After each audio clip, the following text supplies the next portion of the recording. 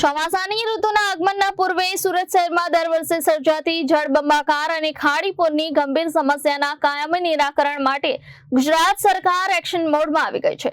ખજોદમાં 500 વીઘા સરકારી જમીન પરના 96 ઝીંગા તળાવો તોડી પાડવામાં આવશે।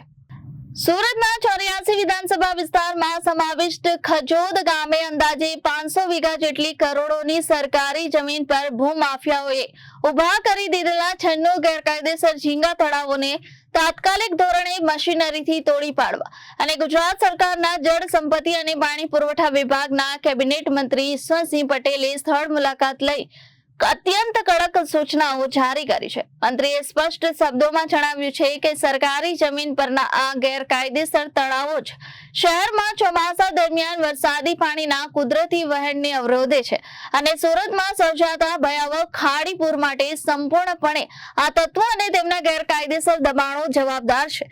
તેથી તેને કોઈ પણ સંજોગોમાં સાંખી લેવામાં આવશે નહીં।